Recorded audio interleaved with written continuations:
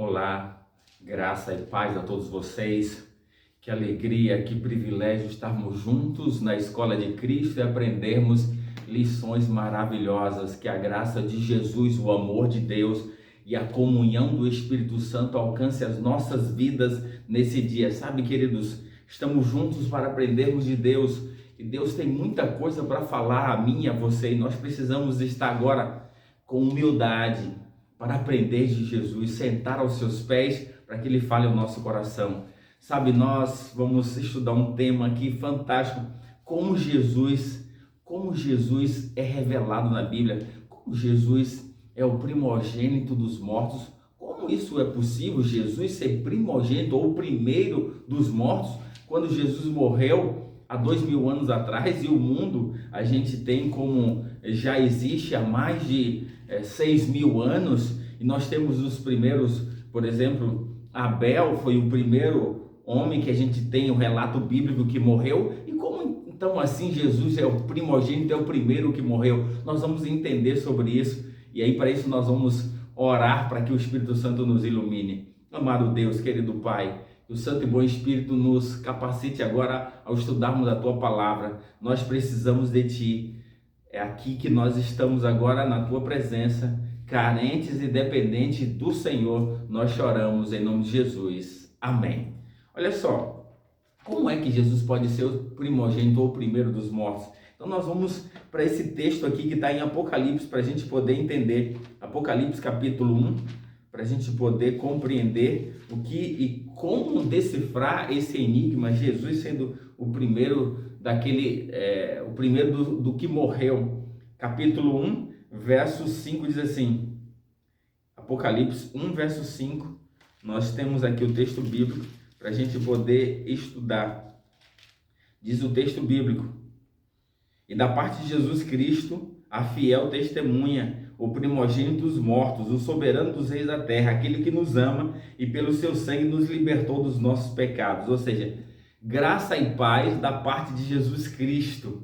Sabe, o Apocalipse, a revelação do Apocalipse, ele tem como objetivo revelar a Jesus, trazer Jesus para nós de uma forma glorificada, como aquele que é o soberano. Olha só, e aí o texto vai dizer, e da parte de Jesus Cristo, a fiel testemunha. Então nós precisamos começar a entender Jesus como fiel testemunha. E aí é algo interessante, fiel testemunha. Eu tenho 2 irmãos que são advogados, eles já me contaram que no direito a testemunha é uma prova corrompida.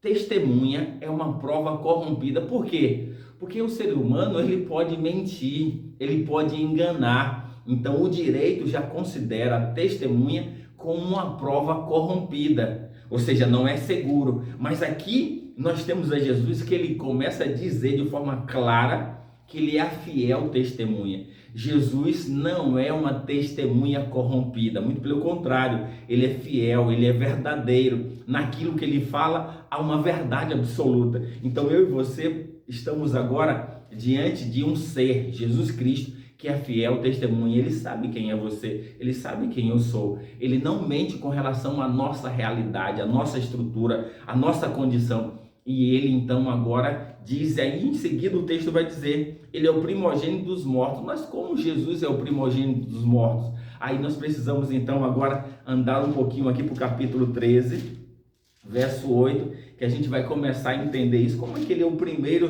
do que morreu? Capítulo 13, verso 8, diz assim, olha só,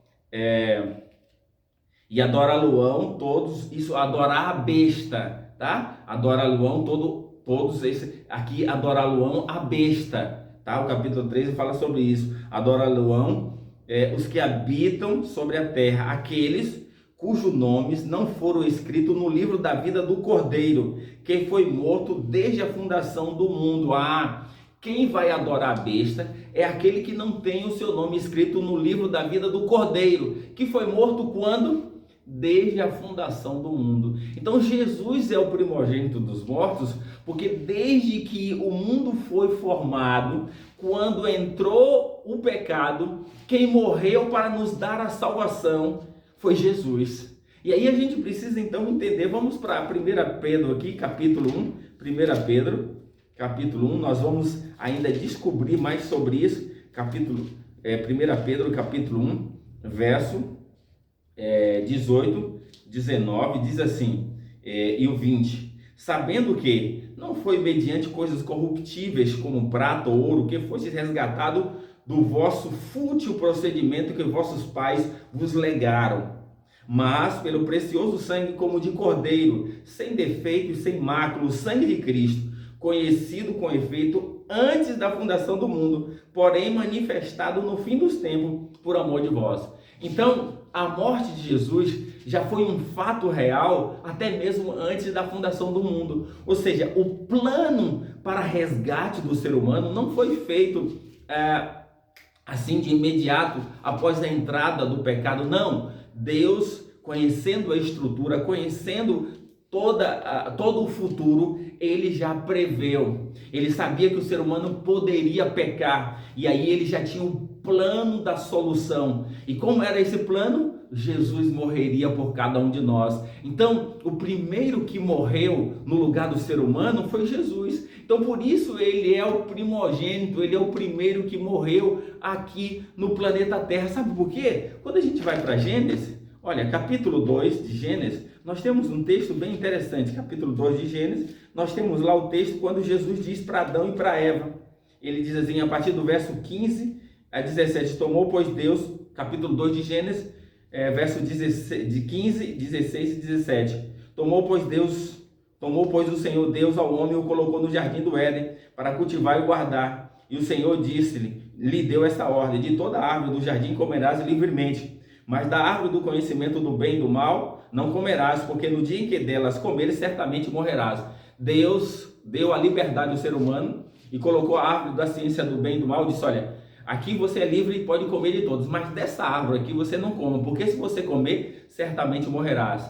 Ali estava, aquela árvore era demonstração para Adão e Eva de que quem era o dono era Deus e que eles precisavam ser obedientes à palavra de Deus, porque a desobediência já havia criado uma rebelião no céu e o inimigo havia sido expulso. Então agora, para que Adão e Eva continuassem sendo eternos, desfrutando da companhia de Deus, eles precisavam ser obedientes à palavra de Deus. Mas capítulo 3 mostra que a serpente, que é o diabo, veio e os enganou, e eles desobedeceram a palavra de Deus. Quando então Deus disse que eles deveriam morrer, então alguém precisava morrer, tinha que morrer, era o ser humano. Mas nós podemos ver isso no verso 7 aqui, quando eles sentiram que estava nu, abriram-se então os olhos de ambos e perceberam que estavam nus, cozeram folhas de figueira e fizeram aventais para si. Quando eles perceberam agora, eles estavam nus, mas eles não tinham, eles eram cobertos pelo brilho da presença gloriosa de Deus, a vestes da justiça de Cristo. Mas quando eles comem essas vestes gloriosas, essa justiça de Cristo, afasta-se deles. Ele então percebe que eles dois, o casal, percebe que estão nus, pega a folha de figueira e os cobre, tentando ser salvo por si mesmo, tentando cobrir a sua nudez. O ser humano nunca será salvo por si mesmo. Não sou eu que vou cobrir a minha nudez que o pecado causou. Não, é só a justiça de Cristo.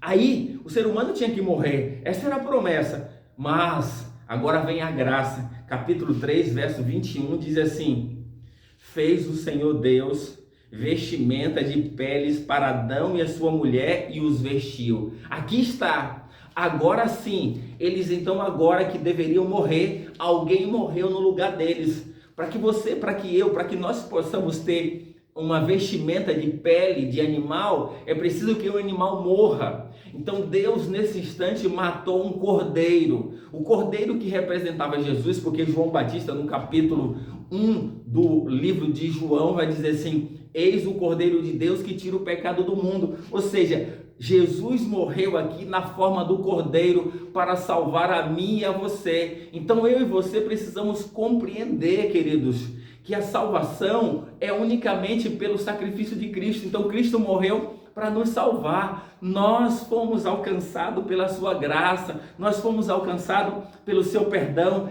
Cristo é o primogênito dos mortos, O ser humano deveria morrer, deveria perder a eternidade, mas em Cristo foi dado a todo ser humano a oportunidade de viver a esperança da eternidade. Então nós precisamos ser gratos, por isso Jesus é o primogênito dos mortos, Ele é o soberano dos reis da terra, e Ele nos ama e pelo seu sangue nos libertou dos nossos pecados. Que maravilha! Então nós somos libertos dos nossos pecados, porque Ele nos ama pelo seu sangue, pelo seu sacrifício, pela sua morte na cruz, que foi desde a fundação do mundo. Ele morreu para nos salvar, então precisamos nos apegar a Jesus. Então que Deus te ajude, para que eu e você possamos nos agarrar completamente à justiça de Cristo e sermos salvos. Quanto de nós, então, a partir de hoje, a partir de agora, Senhor, eu quero me apegar completamente a Ti, porque o Senhor morreu para me salvar.